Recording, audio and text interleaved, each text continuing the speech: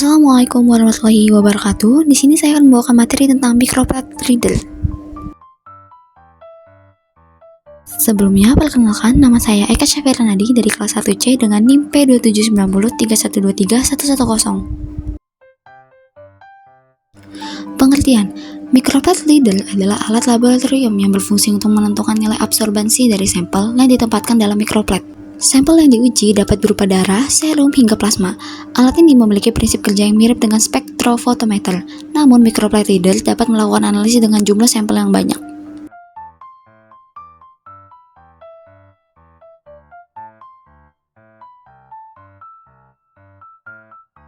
Prinsip kerja microplate reader ini bermula dari berkas cahaya yang melewati sampel memiliki diameter yang berkisar antara 1 sampai 3 mm.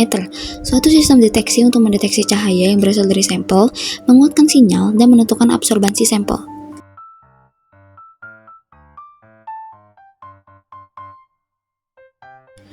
Cara penggunaan alat. Yang pertama, pembuatan protokol.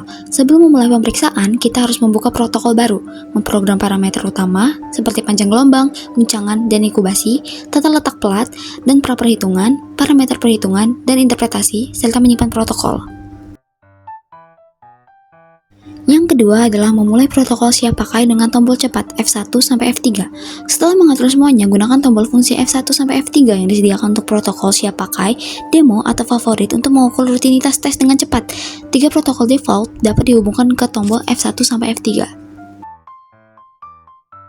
Selanjutnya adalah memulai protokol dengan tombol F1 sampai F3. Yang pertama, tekan misalnya tombol F1 demo 1 di menu utama. Yang kedua, jika wadah pelat berada di dalam instrumen, tekan tombol plate in atau out.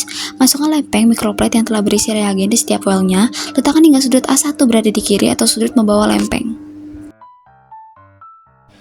Tekan tombol start. Masukkan hitungan yang tidak diketahui dengan tombol angka. Tekan tombol start atau OK untuk menerima pilihan dan memulai pengukuran. Jika ingin membatalkan proses, tekan tombol F2.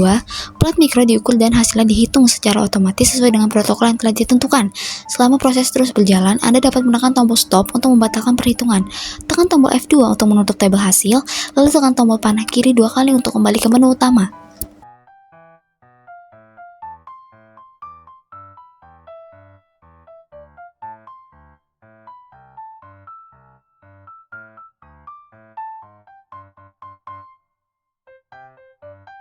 Bagian depan microplate. Yang pertama, lamp and filter wheel chamber cover untuk melindungi komponen internal seperti lampu dan roda filter dari cahaya lingkungan luar. Yang kedua, measurement chamber door untuk memasukkan dan mengeluarkan plate carrier, tempat meletakkan pelat mikro. Yang ketiga ada display untuk menampilkan berbagai menu dan hasil data pembacaan microplate.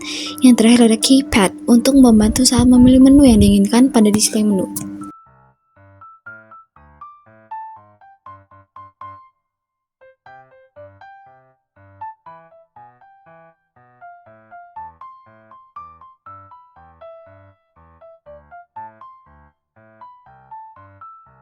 Bagian belakang microplate reader.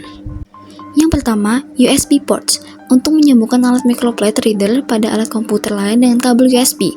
Yang kedua, on-off switch untuk menghidupkan dan mematikan alat. Yang ketiga, power supply connector sebagai tempat menghubungkan komponen terkait daya listrik dan pengoperasian alat. Yang keempat, cooling outlet untuk mengatur suhu alat dan mencegah panas berlebih.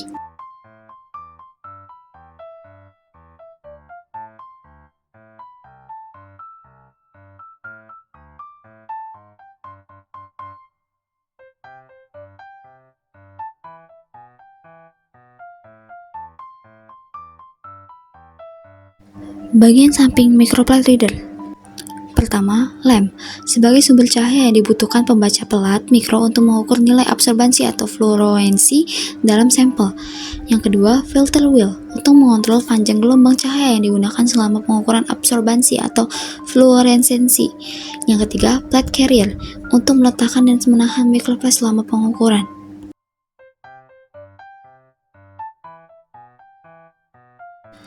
Kalibrasi. Dalam melakukan kalibrasi pada microplate reader, standar filter seperti F1, F2, dan F3 serta pengaturan panjang gelombang pada 405 nm digunakan untuk mengukur ketidakpastian pengukuran dari kalibrasi microplate reader. Proses kalibrasi alat terdapat beberapa langkah, yaitu yang pertama, persiapan standar filter sesuai dengan panjang gelombang. Yang kedua, penempatan standar filter pada alat. Yang ketiga, baca nilai absorbansi yang ditunjukkan oleh alat pada panjang gelombang yang sesuai dengan standar filter. Yang keempat, pembuatan garis kalibrasi dengan nilai absorbansi tersebut. Langkah-langkah ini diulangi pada berbagai panjang gelombang untuk memastikan keakuratan dan presisi alat dalam memberikan hasil.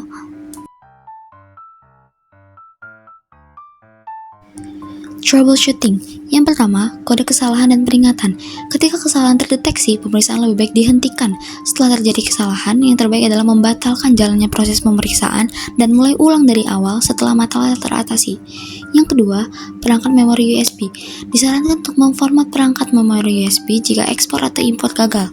Disarankan untuk memori USB berformat FAT16 atau FAT32.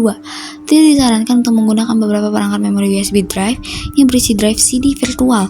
Multiscan FC tidak mendukung ruang memori tipe drive CD virtual.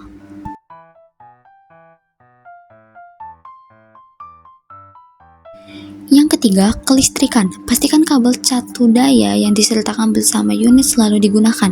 Apabila jenis listrik yang digunakan tidak menyediakan kabel, sebaiknya hanya menggunakan kabel yang disertifikasi oleh otoritas setempat. Stek listrik hanya boleh dimasukkan ke dalam stop kontak yang dilengkapi dengan kontak ground pelindung. Jangan pernah menggunakan kabel ekstensi tanpa kabel ground pelindung. Dan yang keempat adalah kerusakan dan tekanan yang tidak normal. Jika terdapat kemungkinan bahwa perlindungan instrumen telah terganggu, instrumen tersebut harus dinonaktifkan dan diamankan agar tidak dioperasikan secara tidak sengaja. Setelah itu, segera hubungi layanan teknis resmi untuk mendapatkan bantuan lebih lanjut.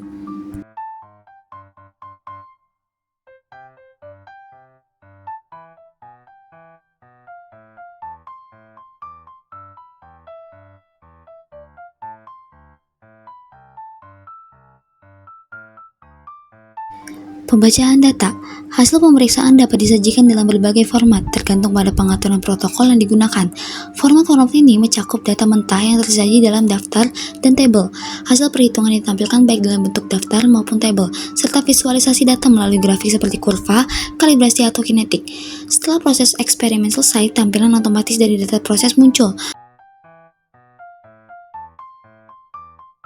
Urutan tampilan data atau hasil yang akan ditampilkan sesuai dengan daftar berikut, tergantung pada perhitungan mana yang digunakan dalam protokol. Yang pertama, kontrol kualitas pengujian jika gagal. Yang kedua, hasil dari proses yang gagal akan ditandai. Yang ketiga, interpretasi hasil kuantitatif. Yang keempat, hasil yang telah dihitung sebelumnya. Yang kelima, data mentah. Pemeliharaan microplate reader. Yang pertama, jaga instrumen bebas dari debu. Yang kedua, hindari mengganggu komponen sistem optik apapun termasuk penutup optik. Yang ketiga, bersihkan dan periksa kondisi filter dan roda filter, slot posisi. Yang keempat, bersihkan tumpahan larutan garam, pelarut, asam, atau basa solusi dari permukaan depan segera untuk mencegah kerusakan. Yang kelima, bersihkan dengan air suring deionisasi. Yang keenam, bersihkan instrumen secara berskala. Yang ketujuh, ganti lampiran bila padam. Yang kedelapan, servis instrumen secara teratur.